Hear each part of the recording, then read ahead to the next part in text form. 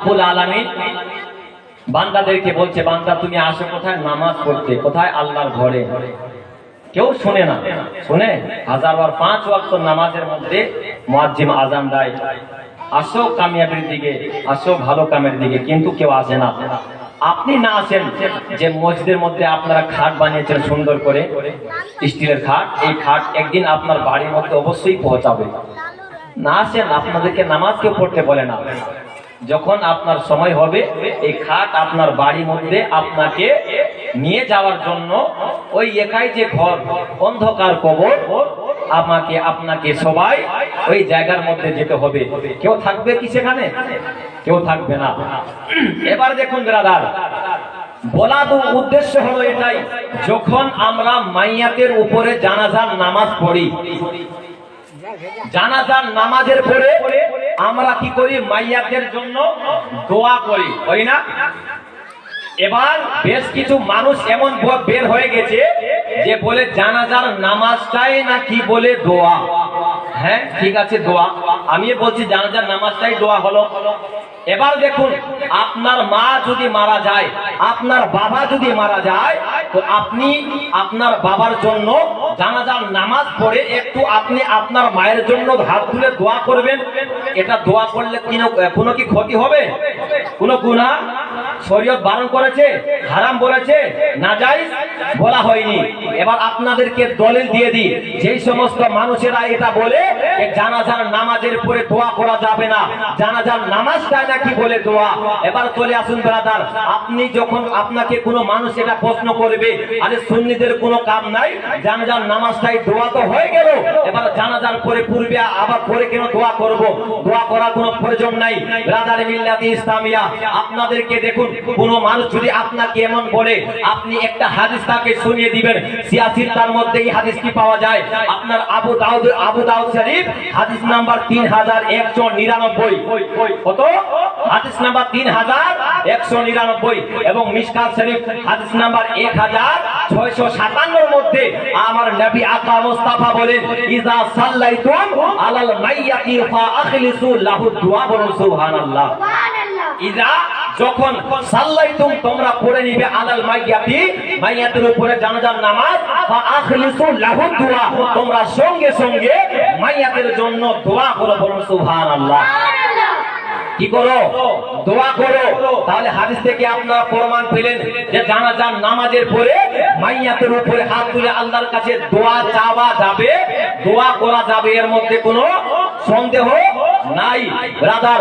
এবার দেখুন, আমি আপনাদেরকে একটা কথা বারবার বলি, যে কোরআন হাদিস যেদিকে, আমরা আহলে সুন্নাত ওয়াল জামাতের দল সেদিকে, ঠিক না? কোরআন হাদিস যেটা বলবে আমরা সেটাই ফলো করব। এবার দেখুন ব্রাদার, মাইয়াতের জন্য আপনারা জানাজার নামাজ পড়ে নিলেন, এবার আপনি দোয়া করে নিলেন। এবার নবী সাল্লাল্লাহু তাআলা আলাইহি ওয়াসাল্লামের হাদিস পাকের মধ্যে বলে, যখন কোন মাইয়াতকে জানাজার নামাজ পড়ার জন্য নিয়ে যাওয়া হয়, ওই মাজমার মধ্যে যদি আল্লাহ রাব্বুল আলামিনের বান্দা 100 জন যদি হাজির থাকে, আমার নবী আকা মুস্তাফা বলেন, তারা যদি ওই মুর্দা মাইয়াতের জন্য, ব্যক্তির জন্য আল্লাহর কাছে হাত তুলে দোয়া করে, আল্লাহ রাব্বুল আলামিন ওই মাইয়াতের গুনাহ maaf করে দিয়ে, বলুন সুবহানাল্লাহ। কতজন? 100 জন ব্রাদার। এবার দেখুন, আপনি জানাজার নামাজ পড়লেন, জানাজার নামাজের পর আমরা কি করি? মাইয়াতকে কবরের মধ্যে রাখি কি রাখি না? কবরের মধ্যে রাখি। এবার কবরের মধ্যে যখন মাইয়াতকে, আমি যখন মারা যাব, আপনি যখন মারা যাবেন, আমাকেও সেই কবরের মধ্যে রাখবে, আপনাকেও সেই কবরের মধ্যে রাখবে। এবার রাখার পরে ব্রাদার, যখন আপনার মাটির কাম সমাধান সম্পূর্ণ হয়ে গেল, যখন সম্পূর্ণ হয়ে যাবে, তারপরে কি হয়? যে সমস্ত মানুষেরা আবার এক শ্রেণীর লোক এমন ভাবে মানুষের সামনে আলোচনা করে যে মুর্দাকে দাফন দেওয়ার পরে মাইয়াতের জন্য আর সেখানে দোয়া করা যাবে না। কি বলে? দোয়া করা যাবে না। ব্রাদার, আপনাদেরকে একটা রেফারেন্স দিয়ে দিই, মিশকাত শরীফ হাদিস নাম্বার, মিশকাত শরীফ প্রথম খণ্ড পৃষ্ঠা নাম্বার 26 এবং আবু দাউদ শরীফ দ্বিতীয় খণ্ড আপনার পৃষ্ঠা নাম্বার বলা হয়েছে যে 103 এর মধ্যে এই হাদিসটি এসেছে। এই হাদিসের বর্ণনাকারী কে? হাদিসটা শোনাবো একটু বাপ, শোনাবো হাদিস। আন উসমান ইবনে আফফান, কে? আন উসমান ইবনে আফফান, قال قال النبي صلى الله تعالى عليه وسلم ইযা ফারাগা মিন দাফানিল মাইয়াতি ওয়াকাফা আলাইহি ফাকালা ইস্তাগফিরু লিআখিকুম ওয়াসআলু লাহু বিতাসবিতি ফাইন্নাহুল আন ইউসআলু সুবহানাল্লাহ। হযরত উসমান বিন আফফান রাদিয়াল্লাহু ইসলামের তৃতীয় খলিফা হযরত উসমান বিন আফফান বলেন যে নবী সাল্লাল্লাহু তাআলা আলাইহি ওয়াসাল্লাম ইযা ফারাগা মিন দাফানিল মাইয়াতি, নবী সাল্লাল্লাহু তাআলা আলাইহি ওয়াসাল্লাম যখন কোন মাইয়াতের দাফন কাফন সমাধান করতেন, করার পরে নবী সাল্লাল্লাহু তাআলা আলাইহি ওয়াসাল্লাম কি করতেন, ওয়াকাফা আলাইহি, নবী পাক সাল্লাল্লাহু তাআলা আলাইহি ওয়াসাল্লাম কবরের পাশে দাঁড়িয়ে যেতেন। বলুন সুবহানাল্লাহ। কবরের পাশে নবী দাঁড়িয়ে যেতেন। তাহলে বুঝতে পারা গেল মাইয়াতকে দাফন দেওয়ার পরে কবরের পাশে দাঁড়ানো হলো নবীর সুন্নাত।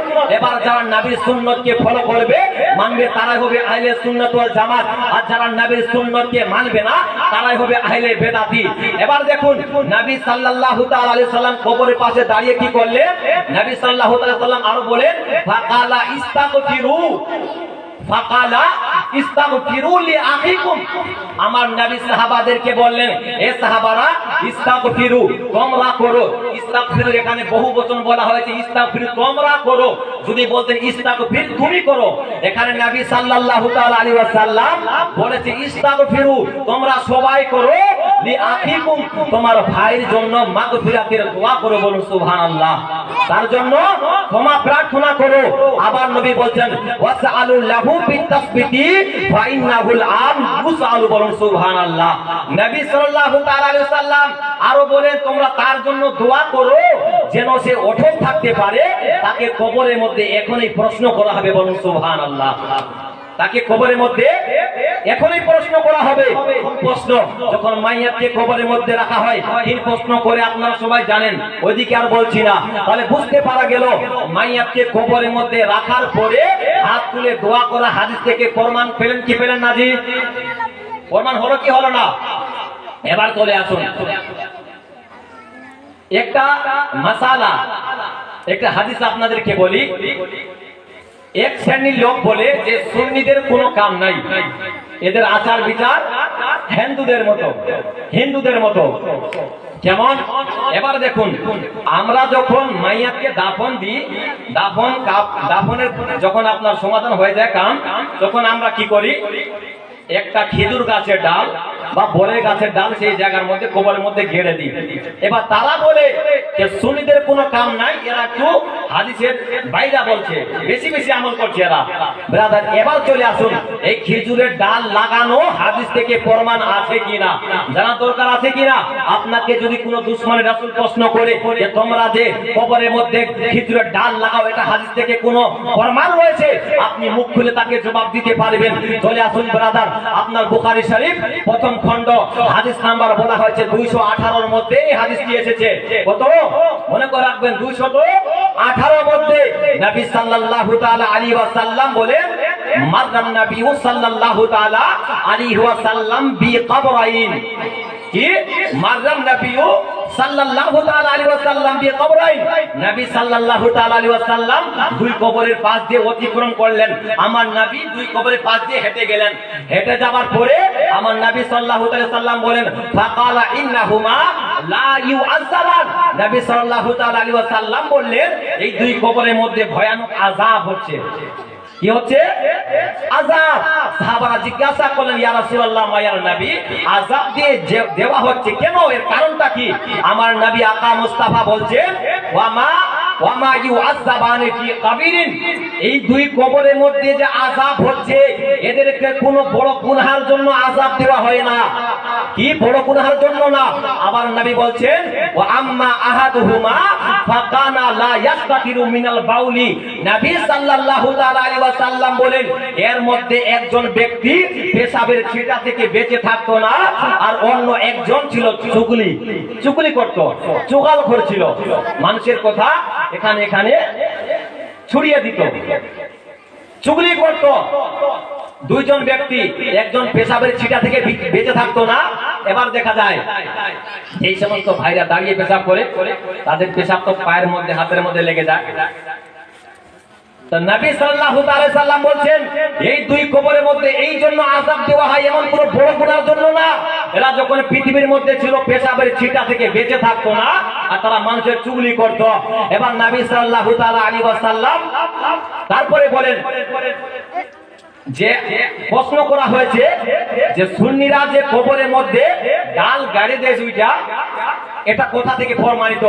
আমার নেই বলছেন সুম্মা আখাযা জাইদাতান রাতবা। আমার নবী সাল্লাল্লাহু তাআলা আলাইহি ওয়াসাল্লাম একটা খেজুর গাছের জন্য ডাল নিলেন, বলুন সুবহানাল্লাহ। কি নিলেন? একটা খেজুর গাছের ডাল নিলেন। ওই ডালটি নেবার পরে কি করলেন? আমার নবী আকা মুস্তাফা বলেন, নবী সাল্লাল্লাহু আলাইহি ওয়াসাল্লাম বলেন ফাশাক্কাহা নিসফাইন। আমার নবী আকা মুস্তাফা ওই ডালটাকে যেন দুই খণ্ডিত করলেন। ফাশাক্কাহা নিসফাইন, ওই ডালটাকে আমার নবী দুই টুকরো করে দিলেন। দুই টুকরো করার পরে আমার নবী সাল্লাল্লাহু আলাইহি ওয়াসাল্লাম কি বলছেন? ফাগারাজা ফি কুল্লি কবরিন ওয়াহিদাতান, বলুন সুবহানাল্লাহ। আমার নবী সাল্লাল্লাহু আলাইহি ওয়াসাল্লাম দুইটা ডাল যেন কি করলেন? ভেঙে দিলেন। দুই খণ্ডিত করার পরে এক একটা করে ডাল আমার নবী যেন কবরের উপরে গেড়ে দিলেন, বলুন সুবহানাল্লাহ। এবার সাহাবারা জিজ্ঞাসা করলেন, ইয়া রাসূলুল্লাহ, এই ডালটা যদি এই কবরের মধ্যে গেড়ে দেওয়া হয় লাভটা কি হবে? আমার নবী বললেন, এই শুকনো এই ডালটা যতক্ষণ পর্যন্ত জিন্দা থাকবে আল্লাহ রাব্বুল আলামিনের প্রশংসা করতেই থাকবে, বলুন সুবহানাল্লাহ। কার প্রশংসা? আল্লাহর জিকির প্রশংসা করবে। আস্তে আস্তে করে আল্লাহ রাব্বুল আলামিন কবরের আযাব হালকা করে দিবে। তাহলে আপনারা প্রমাণ পেলেন কি পেলেন না? কবরের মধ্যে খেজুরের ডাল লাগানো হাদিস থেকে প্রমাণ। বুখারী শরীফের মধ্যে হাদিসটি এসেছে। এবার চলে আসুন, আর আপনাদেরকে বলেছিলাম আপনার বাবা যদি ইন্তেকাল করে, আপনার মা যদি ইন্তেকাল করে, যদি হোক গুনাহগার হয়ে ইন্তেকাল করে, সমস্ত ছেলে মেয়েরা চায় আমার বাবাকে আল্লাহ রাব্বুল আলামিন যেন আযাব কবরের মধ্যে না দেয়। সবাই দান খয়রাত করে নিজের মায়ের জন্য, বাবার জন্য। ব্রাদার মিল্লাতে ইসলামিয়া, এবার চলে আসুন, যদি আপনি আপনার মায়ের জন্য সাদাকা করেন, কোন সাদাকা বেশি উত্তম হবে আপনার মায়ের জন্য, আপনার বাবার জন্য? সর্বোত্তম সাদাকা কোনটা হতে পারে? আমার নবী আকা মুস্তাফা একটা হাদিসের রেফারেন্স আপনাদেরকে দিয়ে দিই। ব্রাদার আবু দাউদ শরীফ আপনার বলা হয়েছে প্রথম খণ্ড সাফা নাম্বার 236 এর মধ্যে নবী পাক সাল্লাল্লাহু আলাইহি সাল্লাম বলেন, কি বলেন? হাদিসের বর্ণনাকারী হাদিসটা আপনাদেরকে বলে দিই। আন সাআদ ইবনে উবাদা ক্বালা ইয়া রাসূলুল্লাহ ইন্না উম্মা সাদিন মাতাত ফাআইয়ু সাদাকাতি আফজালু ক্বালাল মাউ ফাহাফারা বিরান ওয়া ক্বালা হাযিহি উম্মে সাদ, বলুন সুবহানাল্লাহ। কে বলছেন? হযরতে উম্মে সাদ ইরশাদ করে বলেন, ইয়া রাসূলুল্লাহ, আমার মা উম্মে সাদ ইন্তেকাল করেছেন। ইয়া রাসূলুল্লাহ, আমার মায়ের জন্য আমি কোন সাদাকা করব, কোনটা সর্বোত্তম হতে পারে? আমার নবী আকা মুস্তাফা বললেন ক্বালাল মা। মা কথা অর্থ হলো পানি। আল্লাহ নবী সাল্লাল্লাহু আলাইহি সাল্লাম বললেন তুমি তোমার মায়ের জন্য পানি সাদাকা করো, বলুন সুবহানাল্লাহ। এবার দেখুন পানির কথা কেন বললেন আমার নবী সাল্লাল্লাহু আলাইহি সাল্লাম? এই জন্যই পানির কথা বললেন। আরব কান্ট্রিতে তখন পানির অভাব অনেক ছিল, এই জন্যই আমার নবী পানির কথা বলল। এবার চলে আসুন, আপনাকে আপনার বাড়িতে যদি কোনো ক্ষুধার্ত ব্যক্তি যদি এসে বলে ভাই আমাকে একটু খাবার দাও, যদি কোনো নাঙ্গা ব্যক্তি এসে বলে ভাই আমাকে একটু কাপড় দাও, আমার পরার জন্য কাপড় নাই, ব্রাদার মিল্লাতে ইসলামিয়া, এবার তার কিন্তু খাবার দরকার। আপনি যদি তাকে পানি দেন সেটা অতি উত্তম হবে না। এবার প্রশ্ন হলো এটাই, যদি কোনো ক্ষুধার্ত ব্যক্তি আপনাকে এসে বলে ভাই আমার খাবার দরকার, আপনি খাবার দিবেন, এটাই আপনার অতি উত্তম সাদাকা হবে। কোন নাঙ্গা ব্যক্তি যদি আপনাকে এসে বলে আমাকে কাপড় দাও, আপনি তাকে কাপড় দিবেন, এটাই আপনার অতি উত্তম সাদাকা হবে। মানুষের যখন যেটা প্রয়োজন হবে আপনি তাকে সেটাই দিবেন, এটাই অতি উত্তম সাদাকা বলে ঘোষণা করা হবে, বলুন সুবহানাল্লাহ। এটাই অতি উত্তম সাদাকা হবে। যখন যেটা প্রয়োজন হবে আপনি মানুষকে সেটাই দিবেন, এটাই মানুষের আপনার জন্য অতি উত্তম, আপনার মায়ের জন্য এটাই অতি উত্তম সাদাকা হবে। তো ব্রাদার মিল্লাতে ইসলামে বুঝতে পারা গেল এই সাদাকার ব্যাপারে হাদিস আপনারা শুনলেন। এবার চলে আসুন আরেকটা হাদিস, মৌলানা সাহেব চলে আসছেন, আর বেশি দেরি করব না। এবার দেখুন, আর বলেছিলাম কবর জিয়ারত করলে লাভ কি হবে এবং কবর জিয়ারত করা যাবে কি যাবে না। আমাদের এদিকে কয়েকটা গ্রাম রয়েছে এমন, মানে কি বলবো, তারা জিয়ারত করতেই যায় না, বলে জিয়ারত করে লাভটা কি হবে? কিছু হবে না। মুরতাদের ব্যক্তিদের কাছে গিয়ে কি হবে? কোনো লাভ নাই। এবার চলে আসুন ব্রাদার, আপনাদেরকে একটা হাদিস শুনে দিই। মুসলিম শরীফ আপনার প্রথম খণ্ড সাফা নাম্বার 13-14 মধ্যে নবী সাল্লাল্লাহু তাআলা আলাইহি ওয়াসাল্লাম ইরশাদ করে বলেন যে আমার নবী আকা মুস্তাফা বলছেন যে আমার কাছে হযরতে জিবরিল আলাইহিস সালাম আসলেন, আসার পরে বলছেন ইন্না রাব্বাকা ইয়ামুরুকা আন তাতিয়া আহলাল বাকিয়া ফাতাস্তাগফির লাহুম ওয়া সুবহানাল্লাহ। নবী সাল্লাল্লাহু আলাইহি সাল্লামের কাছে কি আসলেন? হযরতে জিবরিল আলাইহিস সালাম আল্লাহর পয়গাম আমার নবীর কাছে নিয়ে আসলেন। বলে ইয়া রাসূলুল্লাহ, আপনার প্রতিপালক আপনাকে আদেশ করেছেন যে আপনি জান্নাতুল বাকি মদিনার কবরস্থান বাসীদের কাছে গিয়ে তাদের জন্য মাগফিরাতের দোয়া করুন, বলুন সুবহানাল্লাহ। তো মাগফিরাতের দোয়া করার হুকুম দিল কে? আল্লাহ। কাকে? আমার নবীকে। এবার নবী কি নিজের উম্মতদেরকে দিয়েছে কিনা? নবী কি বলেছেন, হে আমার বান্দারা তোমরা কবর জিয়ারতের মধ্যে যাও, কবর জিয়ারতের মধ্যে গেলে আমাদের আপনাদের লাভটা কি হবে জানা দরকার আছে কিনা? এবার চলে আসুন, আমার নবী সাল্লাল্লাহু তাআলা আলাইহি সাল্লাম হাদিসের বর্ণনাকারী এক সাহাবী হাদিসটি বর্ণনা করেছেন যে নবী সাল্লাল্লাহু তাআলা আলাইহি ওয়াসাল্লাম ইরশাদ করে বলেন যে নাহিতুকুম আন জিয়ারাতিল কুবুর ফাজুরুহা। নবী সাল্লাল্লাহু আলাইহি সাল্লাম বলেন, হে আমার উম্মতিরা, আমি তোমাদেরকে সর্বপ্রথমে কবর জিয়ারত হতে বারণ করেছিলাম। কি করেছিলাম?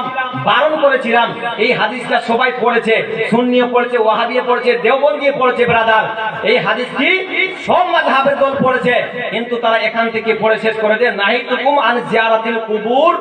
রাসূল সাল্লাল্লাহু আলাইহি সাল্লাম বলে, হে আমার উম্মতিরা, আমি তোমাদেরকে সর্বপ্রথমে কবর জিয়ারত থেকে বারণ করেছিলাম।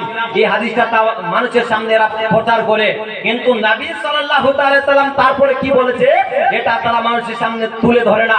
নবী সাল্লাল্লাহু আলাইহি সাল্লাম তারপর কি বলছেন, ফাজুরুহা, তোমরাও এখন কবর জিয়ারত করো, বলুন সুবহানাল্লাহ। তোমরা কবর জিয়ারত করো ব্রাদার। এবার চলে আসুন, এবার আপনি আমি যদি কবর জিয়ারত করি আমার আপনার লাভটা কি হবে?